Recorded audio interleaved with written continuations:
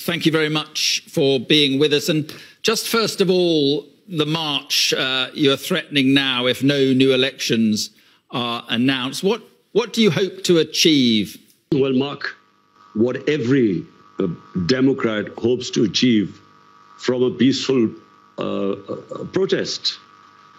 What I hope to achieve is to show the whole of the country that the people of this country want one thing: elections. They do not want a foreign-imposed government where members of our party were bought by $1 million each, who was offered to them to switch sides, and then the government was removed.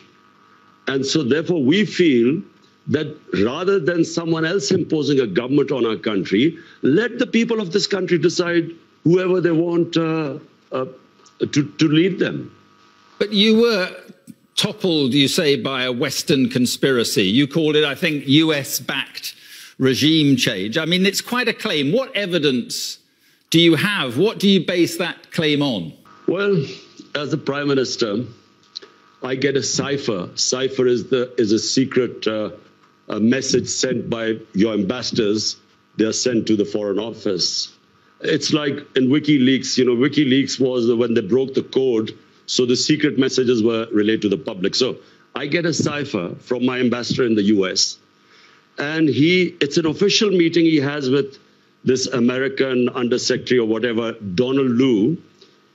And me as the Prime Minister, I'm reading this cipher, and it says that unless you remove your Prime Minister through this vote of no confidence, which hadn't been tabled as yet, there will be consequences for Pakistan. And if you remove him, all will be forgiven. Now, this is what me as a Prime Minister reading this cipher. And I'm the chief executive. Who was he asking to have me removed? So the next day, after this meeting, official meeting with note takers, with minutes between our ambassador in Washington and this American official, Donald Lu, next day, the no confidence motion is tabled in our National Assembly.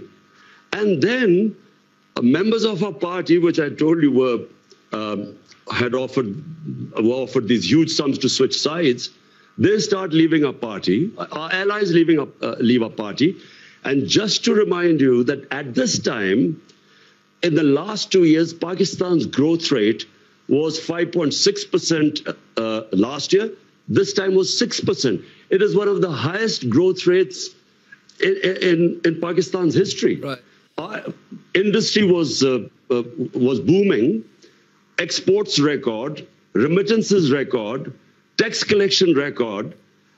We cope with the coronavirus. We are considered one of the 5 top countries which saved the people and our economy and our poor people from the virus. So there was no reason for the government suddenly to be removed, because since we've been removed, by the way, the economy has gone in a tailspin. The US completely deny this, and you say that the US wanted you out because of your foreign policy, which was increasingly anti-Western and clearly favouring China and Russia. Do you regret the ties with Russia, specifically given what's happened in Ukraine? Mark, in that cipher, Donald Lu is asking our ambassador that the Prime Minister, Imran Khan, was solely responsible for his decision to tour Russia. Now, the ambassador kept trying to explain to him that this was a tour which was planned long way back, long way before Ukraine. Secondly, all stakeholders, the Foreign Office, the military establishment, we were all on one page because the military wanted hardware. We wanted to buy gas because we got depleting gas reserves. We wanted to, and this was 6 years ago, this contract was being negotiated. And we wanted to buy wheat from Russia. So the problem, but let me just get coming. The problem is that on the very day that Putin invaded Ukraine, you shook hands with him in the Kremlin. That suggests, at least that you endorse what he's doing in Ukraine. Mark, how the hell was I supposed to know The day I landed in Moscow, Putin was going to go into Ukraine. But remember, you didn't need to go ahead with the meeting. Even then, from my statement as Moscow was, I have never believed in military solutions. So never did I endorse that. Ours was a totally bilateral meeting. It was planned long before. So point I'm trying to make is that we didn't realize that when I would reach there, that Putin would go into Ukraine. How was I supposed to know? And how could you be punished for that? But do you accept that what Russia is doing is an illegal act of aggression? Do you condemn what Russia is doing? Mark, I am against all military operations. I was against Iraq war. I was against US going into Afghanistan consistently. I'm against military solutions in Ukraine to solve problems. But point I'm trying to make is that to hold me responsible, and in this cipher, it was only me being held responsible, while our ambassador was telling us that this was a long before the store was planned. The purpose of going there were bilateral things we had nothing to do with. But even so, the problem is that the ties you have with Russia and China suggests that you went ahead with that meeting, that human rights are secondary to trade for you. Russia is waging a war on its neighbor, killing civilians. China has a terrible record on human rights, repressing the Uyghurs and other minorities. Mark, I was elected by 220 million people of Pakistan to serve them. My number one priority is there are 50 million Pakistanis below the poverty line. I was not elected for them to correct all the wrongs that are going on in the world. My responsibility was my country. And so all my relationships, whether it was with China, with the United States, with Russia, were for the benefit of our own people. Listen, in Kashmir, which is a dispute between Pakistan and India, India has violated all United Nations resolutions on Kashmir. They've illegally taken away the right of the Kashmiri people and basically got rid of the statehood. Now, did anyone speak against it? There are atrocities going on in Kashmir. 100,000 people in Kashmiris have died. Has anyone condemned India for that? No, because India is an ally.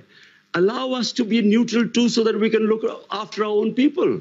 What about Afghanistan? Are you pleased to see the Taliban back in control in Afghanistan? Were you pleased to see the West defeated? Mark, Afghanistan there was never going to be a military solution. Anyone who knows the history of Afghanistan, and the British above all, have experienced 3 wars in Afghanistan. The 3 times they've gone into Afghanistan in the 19th century, twice in 19th and once in the 20th century.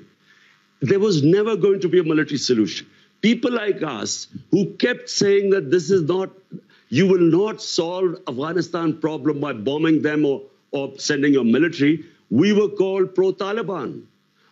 People like us were always talking about how would there be people in Afghanistan? For 40 years, they've been suffering. Mark, this is not a football match, whether you're on one side or the other. When there are problems there, the country that suffers most is Pakistan. Because we already have 3.5 billion Afghan refugees there. But you said the chains of slavery had been broken in the country. When the Americans left and the British, what did you mean by that? That was deliberate. It was deliberately distorted. I was speaking in Urdu. I was talking about getting rid of mental slavery. We still have the colonial education system, which elite is taught in English medium. We had first time in our history had 1 syllabus for everyone, and I said that mental slavery is far worse than physical slavery. In that context, I refer to Afghanistan, where physical, they're fighting for their freedom. What about the slavery of women? Are you concerned that they seem to be going back on their commitment to allow girls back to school, and they're now insisting women cover their faces? Are you worried at all about what is happening there? Mark, I am not responsible or a spokesman for the Taliban. If there was any other solution, after 20 years of war, well, There should have been. You should have found some solution. But Pakistan has supported the Taliban. How?